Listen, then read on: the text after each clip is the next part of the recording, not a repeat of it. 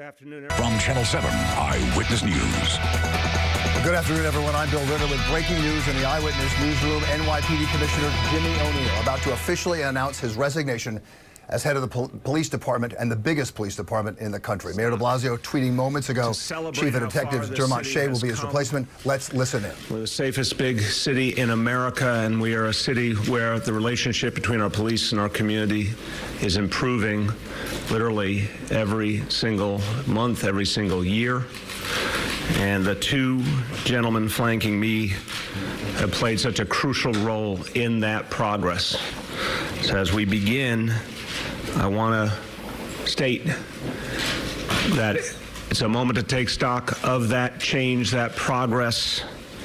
It's a moment to be thankful for all the men and women of the NYPD and all their many, many partners in the community who have helped us get to this moment. And as we look forward, we never think about standing still. We think about how we can go farther. So we've got a lot more to do in terms of making the city safer. We've got a lot more to do in terms of building a tighter bond between police and community. And that's what we're going to focus on today. I want to thank all the members of my administration who are here. I want to thank Councilmember Robert Cornegy for joining us. And now to the news of the day. And I say this with admiration and, of course, with sorrow, that Commissioner Jimmy O'Neill, who's done such an outstanding job over these last years, will be leaving for a role in the private sector. He'll talk about that when he comes up to bat. Jimmy has done so many extraordinary things. I literally don't have enough time to list them all, but I can say the most important ones. He led a transformation that many people felt was impossible. I heard the doubting Thomases many times. They said that neighborhood policing wouldn't work. They said that the changes we were making would make us less safe. They said communities wouldn't buy in. They said police wouldn't buy in. They didn't know Jimmy O'Neill, and they didn't know what he had built and the caliber of the people he built it with, like Dermot Shea and so many others. The relationship between our communities and our police is fundamentally different today than it was just a few years ago. This is a safer city and a fairer city, and we have proven that those two ideas go together. Jimmy can be proud of the fact that crime in New York City today is at the lowest levels it's been since the 1950s. At the same time, in 2018, we proved that you can achieve lower crime and more safety in a new way. In 2018, 150,000 fewer people were arrested than 5 years earlier, and we got safer. This is all part of his legacy, but most importantly, Jimmy's legacy will play out in the lives that were changed, people alive today who wouldn't have been, the families intact, the folks who know safety, who know what mutual respect between police and community means because they've experienced it, because of what he set in motion. And for 35 years, Jimmy O'Neill has served this city with distinction, with dignity, with decency, with his whole heart. And I say this not only because he was an excellent and is an excellent police commissioner, but I say it as a friend. A real bond developed over the years. And this is someone I came to appreciate and respect and enjoy the company of. And I'm going to miss him. I'm not hugging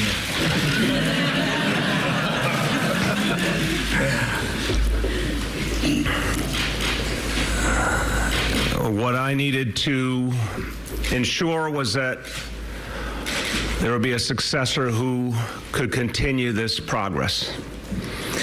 And as we all know, and when Jimmy took over from no less than Bill Bratton, he knew his job was to aim even higher. And now our job is to aim higher again. The person for that mission the right man for that mission is our Chief of Detectives, Dermot Shea. I want to congratulate you, Dermot. The fact is that Dermot is one of the best prepared incoming police commissioners this city has ever seen. He is someone that I have worked with closely over these last 6 years. Really got to know the way he thinks, really got to know his vision, his ability to inspire others, his ability to move a program of change and reform. Folks who have worked with Dermot Shea will tell you he's the real deal. He will tell you the truth. He will always tell you what he's thinking. He will always demand more. And I think if you want to understand him, you will see some of what motivates him, some of what makes him so special in his family story. Born in Sunnyside, Queens, as one of 5 kids in a 1-bedroom apartment. Son of immigrants from Ireland, who had to, like all immigrants, work so hard to establish themselves in a new country. His family worked so hard to provide for their kids. His dad, a union handyman. This is an American dream story if ever there was one. Dermot was not born with a silver spoon in his mouth. He had to achieve everything through hard work, determination, through using his extraordinary intelligence. And as he started his work with NYPD, quickly people saw there was something special in this man. He started out as a beat cop in the South Bronx back in the years when that community was going through hell. And Dermot came to know so many people in the community, good people who were struggling in the most difficult circumstances, and as my many conversations with him have proven, he felt a deep sense of empathy for the people he served. And he felt a particular connection to the young people of the community. And he knew that for policing to succeed, police had to build a connection with young people. And it's something he's talked about a lot and something he will focus on as our commissioner. 28 years on the force, and he's pretty much done it all. Narcotics, investigations, plainclothes units, precinct commander. He knows this department inside and out. He knows this city inside and out. When Bill Bratton came in, he wanted someone to play a crucial role in taking CompStat and applying it to today's realities. And Bill was choosing for that role someone who would do the work once done by the legendary Jack Maple. And even though he had not worked with Dermot previously, Bill Bratton knew talent and intelligence and strategic thinking when he saw it, and it was Dermot Shea he turned to for that role. And we saw the results in the years that followed. We saw the use of CompStat and precision policing. We saw the huge difference it made. So from his different roles, Deputy Commissioner of Operations and Chief of Crime Control Strategies, and now Chief of Detectives, Dermot brings a wealth of leadership experience, and he knows what policing needs to be in the 21st century. And again, we are building a police department not just for today, but for tomorrow. And Dermot has been one of the people who most could see the future and help to take us there. And one of the things that I'm sure is already being talked about is the way in CompStat sessions he would demand more of everyone. With respect, for sure, but with the highest standards, believing that this department and this city could do more and more to stop crime before it ever happened, to prevent it at the very outset. And he would always push people to think not just about arrests or statistics, but about the central question, are we making this city safer? That is the impulse he brings to this work. So he is a driven man in the best sense. He's driven to make this city safer. He's driven to make this city fairer. He's driven to deepen the relationship between police and community. He definitely has big shoes to fill, but Dermot Shea is ready. And I'll just say a few words in Spanish before I introduce him formally. Hoy anunciamos que Dermot Shea será el nuevo comisionado de policía de la ciudad de Nueva York. Con el liderazgo de Dermot Shea seguiremos siendo la ciudad grande más segura de Estados Unidos. Y vamos a continuar profundizando el vínculo entre las comunidades y el Departamento de Policía. It is the biggest job, and we've chosen someone who has spent a lifetime preparing for it. And this great department will continue to get even greater, and this city will continue to get even safer and even fairer. And it's my pleasure to introduce to you the next police commissioner of the city of New York, Dermot Shea.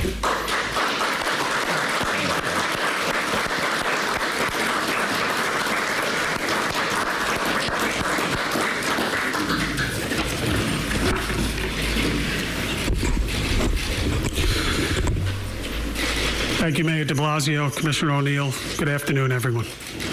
Let me start by saying how truly humbled I am to be designated with this honor. There are many people to acknowledge.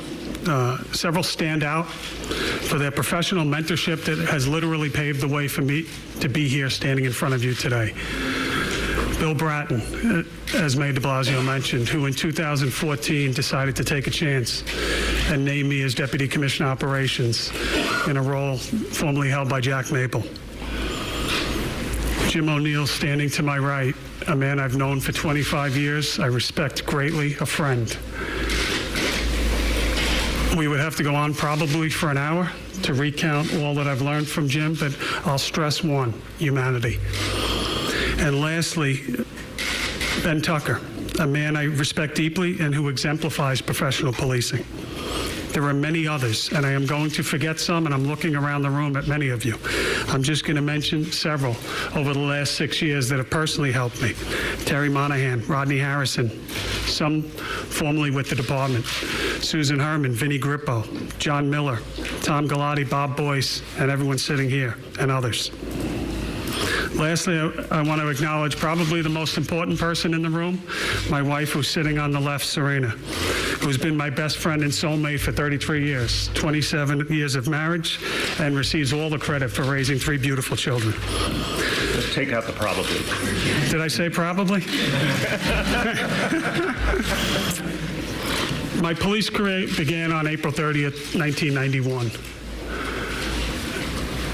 There were 3 shades that went into the police academy that I'll talk to you about, at least 3 that day. Myself, my older brother Jim, recently out of the Marine Corps, and my cousin Chris. Myself and Chris recently graduated from different colleges. Chris went into the Transit Police Department, and we gave him a good ribbing for that. Jim and I went to different precincts in the NYPD. I have a picture that's hung up in my house for many years, and it's the 3 of us looking very much fitter, younger, standing in front of Madison Square Garden on a beautiful spring day, smiling really with the world in front of us. Jim, myself, and Chris. Chris retired. Jim retired several years ago and now directs public safety in Jersey City across the river. So we're beginning to develop a monopoly. Bracketed on that picture is my father, who's no longer with us, and Chris's dad, my uncle, my dad's brother on the other side, who recently also passed away. So somewhere upstairs, I can assure you there is a hell of a celebration going on in heaven.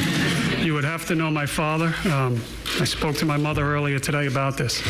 There is probably some Irish whiskey being spilled, and I would portray this celebration with my dad, my Uncle Patty, and my Uncle Richie, who also law enforcement that passed away this year, as somewhere between a combination of St. Patrick's Day, the West Indian Day Parade, and New Year's Eve rolled in together.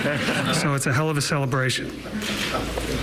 Before the Academy days, the mayor touched on it, and I'll just talk about my upbringing quickly. I grew up in Sunnyside, Queens, as the mayor said. a couple different apartments. Mom, Dad emigrated from Ireland in the 50s, met here, and started a life as many immigrants do. Wanted to build a life, met here, build a life together, and have a family. We had 4 kids initially and a dog, one tiny apartment, and then we upgraded to a 2-bedroom apartment at some time when my brother Paul arrived. Paul is the one that I have not spoken to today. Paul is in the U.S. Army. So you see somewhere in the DNA there must be service. Paul enlisted in the Army while in law school after 9/11 and remains there to this day. So I couldn't tell you how proud I am of him. Those years, I'll tell you that we were rich in so many ways, but it had nothing to do with money growing up. Those years really formed, I believe, the basis of who I am. Life lessons, how to treat people with dignity, respect, treat people the same.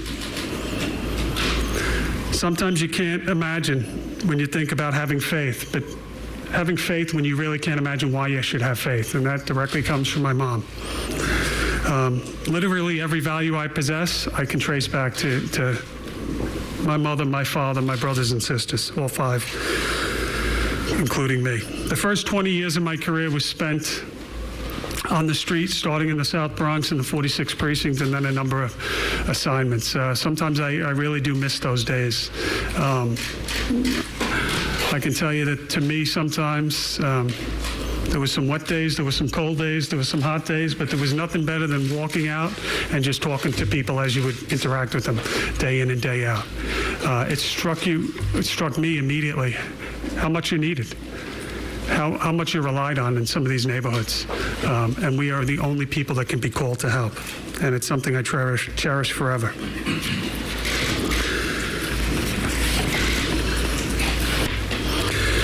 We've redefined the last 6 years how we police this great city. I think we've done what many said was impossible. We've had a lot of help. We've had a lot of help with other agencies. We've had a lot of help with prosecutors. We've had a lot of help with community groups, the public at large. We've had a lot of help with different parts of the NYPD. But we have done what many thought was impossible. We've further pushed crime down. We've reduced incarceration. We've attained levels, whether you measure by any standard or metric, homicides, lives saved, shooting incidents, assault victims, robberies, all at historical lows. What's difficult to measure is the impact the crimes prevented, but I'm probably most proud of those. The blueprint, I think, is here. I think it's time to build on it. There is more work to do for all. We cannot and will not rest until all New Yorkers feel safe. Certainly, we focus on safety of human life, but we also must remain vigilant to ensure that the concerns of all New Yorkers are met. This is at the heart of what we are as a police agency. A sacred trust that we will protect people, we will serve them, we will be there for them, and we will do for those that need our help the most what no one else can do. I take it as a solemn and sacred responsibility, and at the same time, a privilege. Imagine the impact one police officer can have in literally changing lives. How do you calculate that impact? Again, crimes prevented, victims that have never been traumatized, felt for years afterwards. I know we glamorize sometimes sports stars, TV stars, but I think we're missing the mark there. I think there's heroes walking around New York City every day, and they're wearing blue. At an event last week, we honored police officers in Midtown. I think it was Friday night. And you would hear stories, you would hear the traditional stories. Officers that are putting their lives on the line, and there has been a lot of sacrifice. Taking guns off the street, arresting gang members at times.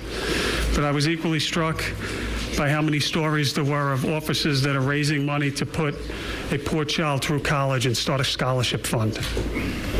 Starting a program in Basic Pond Park in the 113 precinct, where people that don't have the money for prom dresses can go to prom.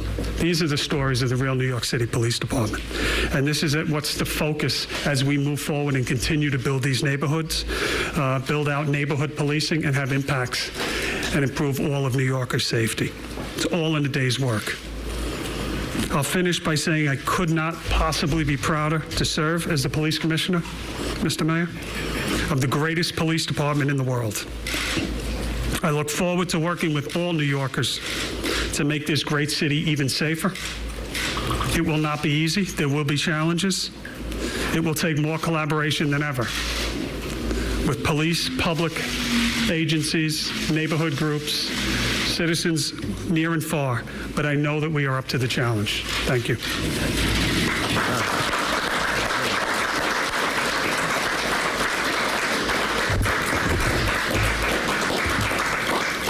Thank you, Dermot. And before I turn to Jimmy, I want to welcome and thank a key partner in the work we do, the chair of the Public Safety Committee in the City Council, Councilman Donovan Richards. Thank you so much for joining us. Jimmy O'Neill, I said some things before, but I just want to add, you really develop a bond in this work because we go through everything together. I will remind you, I think there's very, very few people who on their first day on the job ever had to deal with what Jimmy O'Neill had to deal with. And everyone remembers that moment in Chelsea where a guy who was literally learning the ropes of how to be the commissioner of the greatest police department in this world stepped forward and showed us leadership from the very first moment. It has been a joy working with this man. It has been every day an opportunity to learn from all he has learned over the years. But to see the love that he feels for this city, for the neighborhoods, for the people of this city, for the men and women of this force, I think it's fair to say that his entire life in the NYPD has been a labor of love for Jimmy O'Neill. And all I can say is we're very, very sorry to see you go, but job well done, brother. Thank you.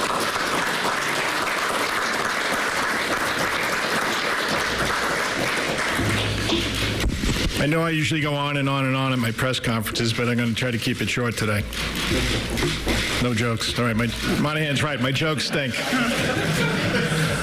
So it seems like just yesterday that my mom, Helen, and my sister Sheila were sitting in these seats right to my right, and it's a little over 3 years ago. Actually, Dermot, that's a lie. Serena, that's a lie. Seems like it was 30 years ago. I just want to thank some people. First of all, I want to thank the mayor, Mayor de Blasio. Thank you for your constant support. Thank you for making New York City Police Department a better police department with all that support. You know, I came into this job with one mission, and that was to fight crime and keep everybody safe. I think that's one mission. There might be two missions, though. And we did it, you know, and we continue to do it. And it's the men and women that are out there every day, 24 hours a day, 7 days a week, 365 days a year. They're out there. And all the thousands that have come before us. Because you got to think of where we started this. We started this when crime peaked in the 1990s. Think about how this city's been transformed and who it's been transformed by. So that's why, after thanking the mayor, I have to thank all the line of duty families and all the police officers that have been killed in the line of duty. I'm just going to start with Joe, Lou, and Rafael Ramos, and move on to Brian Moore, Randolph Holder, Stephen McDonald, Dennis Guerra, Mia Soda's familia, Brian Mulkeen, Brian Simonson. And think about, that's one thing I guess when I came into this job, I really didn't understand how much time you spend with line of duty families. And you get to see what an impact their loved one's death has on them and continues to have on them and will forever have an impact on them. This morning we had a memorial mass for Paul Tizzolo. Lisa was there. Just ran the marathon yesterday. She was with Austin and Joseph and her mom and dad, Alice and Sergio. New Yorkers need to know that this is not an easy job. Not my job. The job the police officers do every day, the dangers they face, and how they willingly go out there and face these dangers each and every day, and how we've been transformed. I want to thank all 8.6 million New Yorkers, because we're not doing any of this without the trust and respect of them. That's how we move forward. And I know Dermot truly understands that. I want to thank all of our law enforcement partners, and there are many of them, the FBI, the DEA, the ATF, and go on and on. The Port Authority, the state police. They all play an important role in keeping the city safe. So we have to make sure we have good relationships with them, the best relationships that we can have. And I know during the last 6 years, starting with Bill Bratton, we made sure that that was a fact with all the prosecutors. I think we deal with 10 prosecutors in New York City, right? There's no other city like that. And while we might disagree at times, we all understand what the mission is, and that's to keep this great city safe. I'm leaving because I have another opportunity. I'll talk a little bit more about that after I leave, but it's something I couldn't pass up. I've been doing this job for almost 37 years now. I love being a cop. And I consider myself a cop as the police commissioner. I never considered myself a sergeant, lieutenant, captain, whatever rank I was. I considered myself a cop. Because I know what it's like to be out there at 2 o'clock on a Saturday morning when you're it. And people look to you. Hey, keep me safe, make me feel better. And that's what our cops do each and every day. And you do it because they want to. Nobody gets drafted into the police department. They join it to make a difference and to do good. It's been an incredible experience for me. Bill Bratton told me a lot about what this job entailed. He didn't tell me everything. He told me the other day if he told me everything, he was pretty sure I wouldn't have taken the job. That's a lie. I would have taken it anyway. But I know Dermot is the right person, and it's the right time. He's a caring, committed, compassionate human being. He's concerned about cops. He's concerned about the community. He's concerned about crime and keeping people safe. So New York, the NYPD, you're in good hands. And last but not least, I want to thank the media. Thank you for treating me with respect. It's been a true learning experience for me. And I thank Bill Bratton for when I was chief of department for pushing me out right away. But every interaction that we've had, you've always treated me with respect. You've asked me good questions. Sometimes I wish you didn't ask me those questions, but that's okay. That's your job. I know what your job is, and I know what our job is. I think I'm pretty sure it's one and the same. So thank you, everybody. Dermot, good luck. Serena, lots of luck. And as I said before, New York is in great hands. Thank you very much.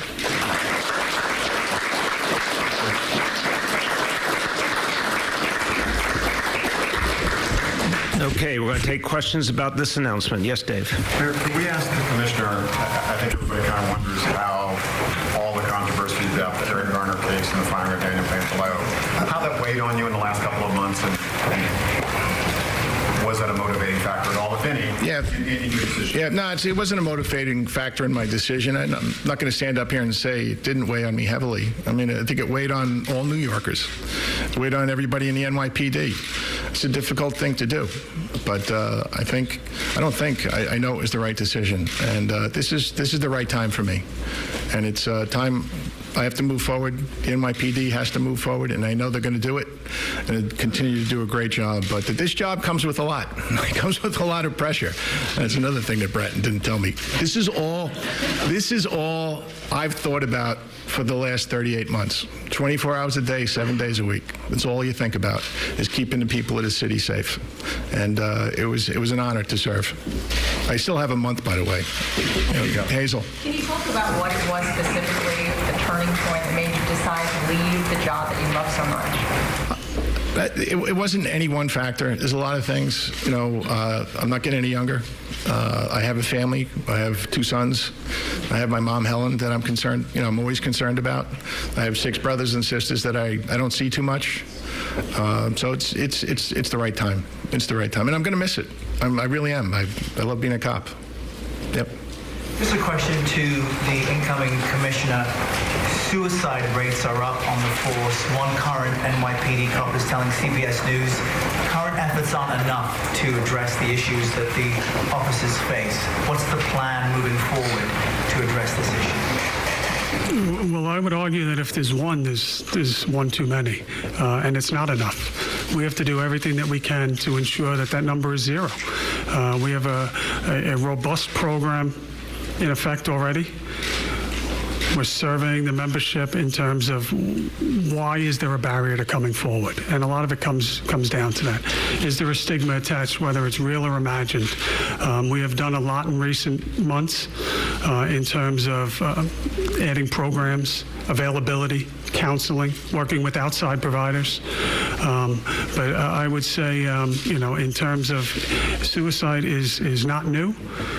We certainly have a number this year, but I would argue really that one is too many. This is something that we have seen, not unique to New York City, not unique to the NYPD, but something that we all have to grapple with. And it goes broadly beyond, I think, law enforcement in terms of mental illness. Do you feel the current efforts are enough, or is there a change you want? I think I'll say what I just said. It's never enough if we continue to have one. We always have to be searching to do better. Mr. New Commissioner, I wonder if you could tell us what you think the biggest challenges you're going to face in your job, but also if you're concerned about the morale of the department. I know there's been a number of incidents where people have attacked police officers. There was an incident over the Halloween weekend. This is a three-part question, Marsh? Well, the same question, Take whatever part you like. Yep, you could answer any. Yep. I'll start with the first one in terms of, what I'm concerned with right off the bat.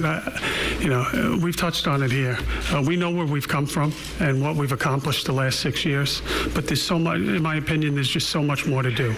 We really have a solid foundation for neighborhood policing in this city. We're connecting to communities, I think, like never before. But that work is ongoing, and it's got to be broadened and deepened. It's got to be broadened and deepened. So, we're not counting crime. Maybe one day we'll be counting crimes prevented. How do we prevent crime from happening in the first place? I would love to get to that place in New York City where we're pushing kids, involving kids. You had programs this weekend with Friday Night Lights, gyms in the Bronx. We have a very robust, it's well documented, investigative capability in the NYPD. But I would love to get to a point where we didn't have to investigate any crimes. In terms of neighborhood policing, I would turn the question around. I think we're in a very good place, and we're going to continue to build that out. We have to make sure that all New Yorkers feel neighborhood policing to their core. What about the morale of your department in light of Pantaleo, in light of the attacks that people are making on police officers as they do the job you so love and respect? No, we certainly do love, and thank you for the question. Policing, as Commissioner O'Neill said, is a difficult job, and that's nothing new. Let me be firm. We have zero tolerance for any attacks on our officers. When you speak of morale within the department, I can tell you a different side of the story. Being out there speaking to police officers and detectives every day, proud of the work that they're doing. I can tell you of letters that I receive on a daily basis by people in the community. Glamorizing and telling me what a phenomenal job. Not just that a detective solved the case and brought justice, but just that they heard that victim. So I think that morale is strong. I think that, neighborhood policing, obviously, is the future. We're going to continue to build out on that, and we're going to make sure that all New Yorkers really feel it. Yeah, can you talk a little bit about your plans in the area of guns and gang violence? One of the press releases says you're going to take on that issue. I'm wondering if you already know what direction you're going to go in. Yeah, well, I mean, it's well documented, I think, the last couple of years in terms of some of the work that we've done in the precision piece. And nothing lives in a silo here to me. So what we've been able to accomplish by driving crime down, at the same time by driving arrests down, by driving stops down, is that precision piece. Focusing in on a small number of people. Multiple avenues that we're addressing in terms of sometimes incarceration is what we're going after. We're also, as I said, How can we intercede before there's a need for incarceration? How do we give people an outlet? How do we work with providers to do different things? But when it comes to the gangs and the cases that we do, we're going to continue to identify with our intelligence, work closely with our prosecutors as we have. Commissioner O'Neill mentioned there's many prosecutors in New York City, and at the focus of anything that we do on the enforcement side is that small number of people, gangs that are carrying illegal firearms in New York City. We're going to continue to do that. Go ahead. Thank you, Mr. Mayor. For Commissioner O'Neill, if you don't mind, I'm curious.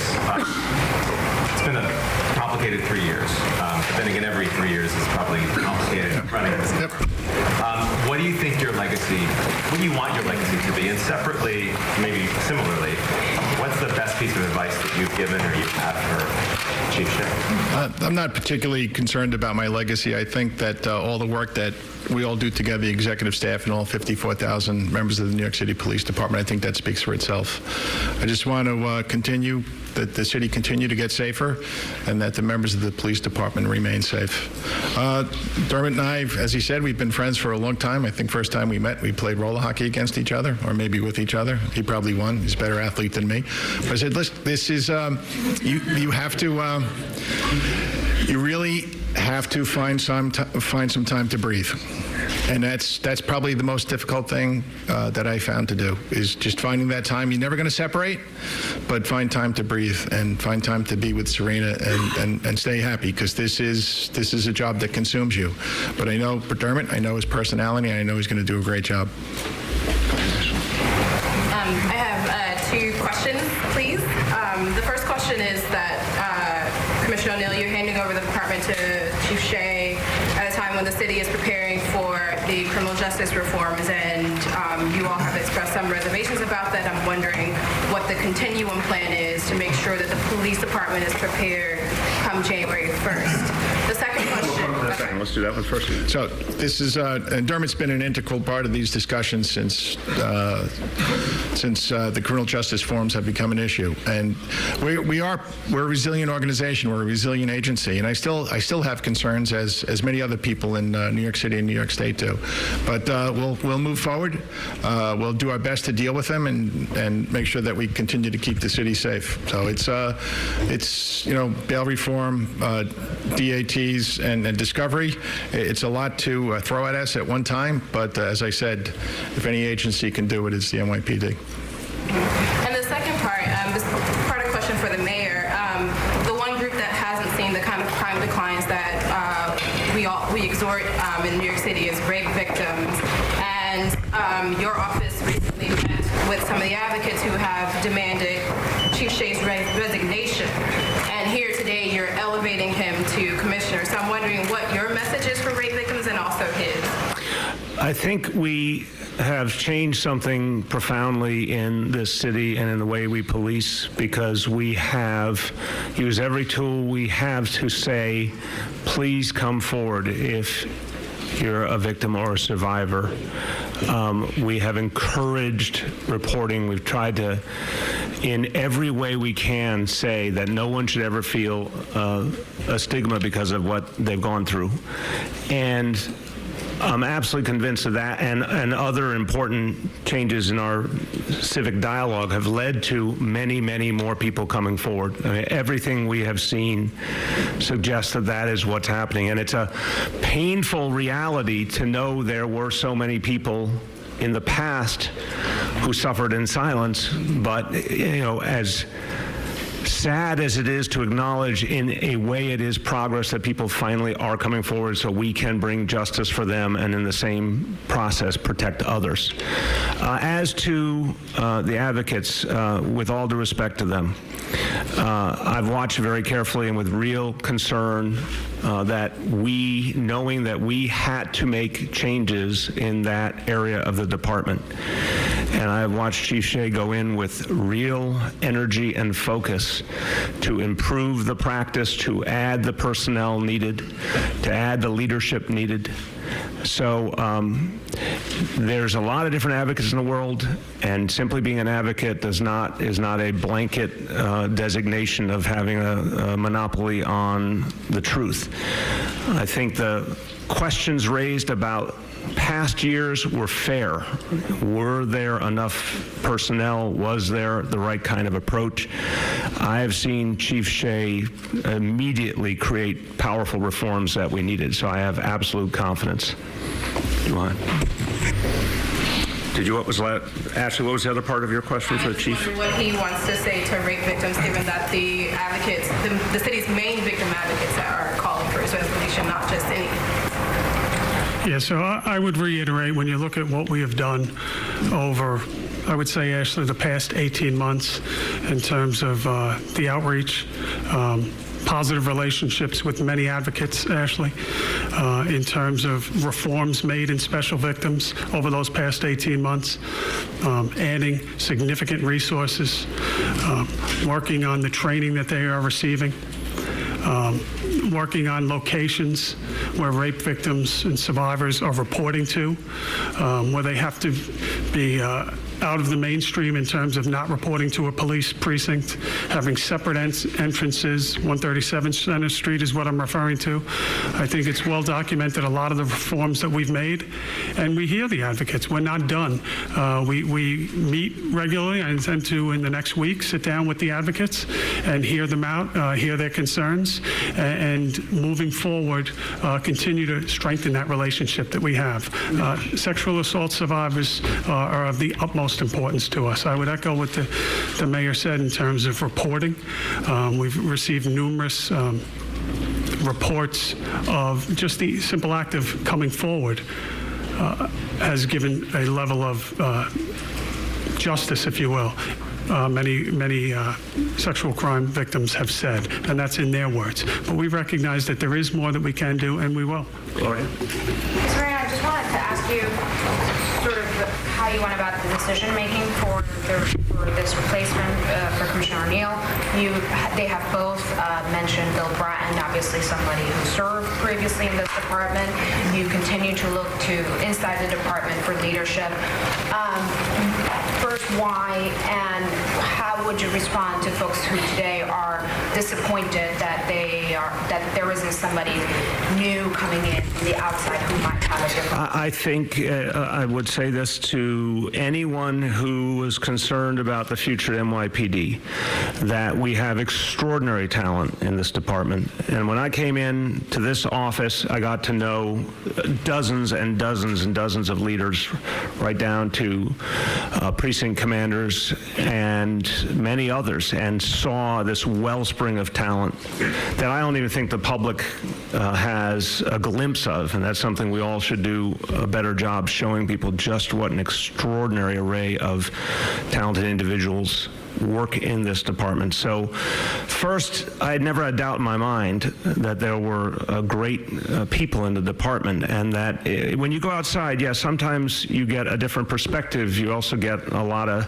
transition time and a lot of problems that occur, and we're on the right track. So that's another part of the answer, Gloria, is I was absolutely convinced this department was moving in the right direction. The city was moving in the right direction.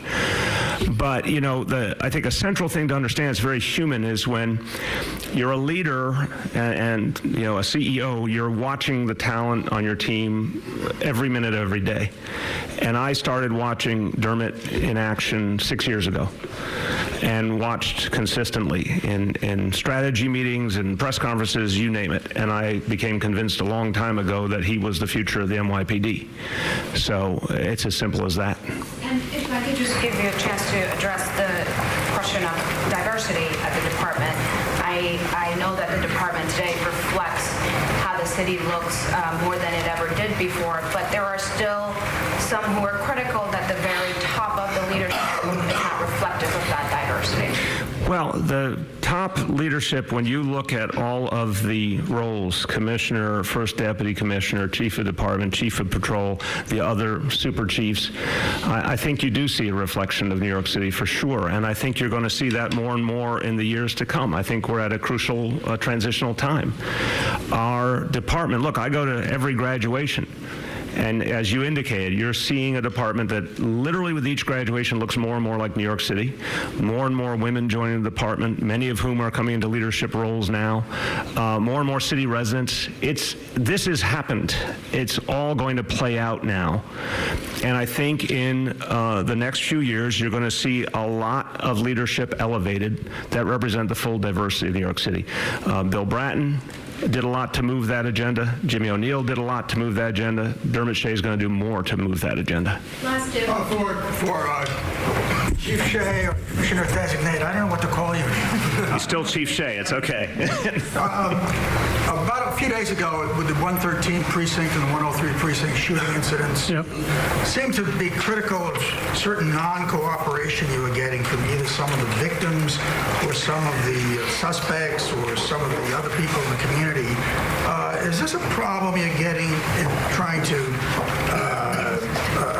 exploit neighborhood policing to your advantage in terms of intelligence from the street and leads from the street? Is there something going on that is some resistance? So Tony, what you related, I think is nothing new in terms of it's not out of the ordinary for us to have a violent incident within New York City at some point or another involving individuals that may be involved in illicit behavior, whether they're in a gang and don't want to be totally forthcoming with us. That is not the new point. What I can tell you is, though, literally every day, whether it's through Crime Stoppers, our new app, whether it's through direct messaging, through Twitter feeds, through precinct commanders, or my own personal. I can't tell you how many people are directly messaging me with tips, with complaints, which is exactly what we want, all part of the overall strategy, through NCOs or neighborhood precinct officers that are out there receiving tips and passing it on to detectives. So really, this is how we are where we are. Some of the cases, we still have some open cases regarding that. Certainly the homicide on the basketball court, but you look at the speed in which some of the other cases, the 16-year-old girl that was shot in front of the school, this is a combination of exactly what you're saying, people coming forward, people that at times are fed up, and that's all part of something that we think can be nurtured and even grown even further. Transition. Has a successor been named to Chief Shea as Chief of Detectives? No, we're not that fast. No, there's going to obviously, as per usual, there's always movement.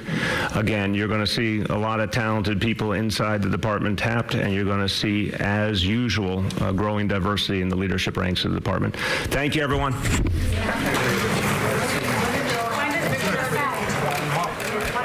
You have been listening to an extraordinary 55-minute news conference with New York Mayor de Blasio accepting the resignation of NYPD Commissioner Jimmy O'Neill and naming as the new commissioner Dermot Shea, Chief of Detectives since April 2018. Very briefly, the mayor calling Chief Shea an American dream come true. He had five brothers, I believe, actually, brothers and sisters, inside his one-bedroom apartment in Queens, Sunnyside, Queens. 3 of them became service members or police officers. This is a big deal for Chief Shea. He has been in the department since 1991. Commissioner O'Neill calls it a very difficult decision, but 3 years on the job, 3 years and 2 months, he says it was more like 30 years sometimes is what it felt like. Most NYPD commissioners do not spend years and years on the job. Ray Kelly under Mayor Bloomberg was an exception with 12 years. Most of them spend 2 to 5 years. Mr. O'Neill, 3 years. The man who replaced Bill Bratton spent 3 years. We got much more coming up on Eyewitness News at 4, 5, and 6 tonight. A very big deal, a changing of the guard at the NYPD. Lots to digest and lots to talk about when we come back on Eyewitness News, first at 4, on air and online. We're going to, and those of you who are waiting for General Hospital, we're going to have it on time, starting right at 3 o'clock. I'm Bill Ritter in the Eyewitness Newsroom with a very big development today. The NYPD Commissioner leaving, O'Neill, and a new one, Dermot Shea, taking over next month. Thanks for watching.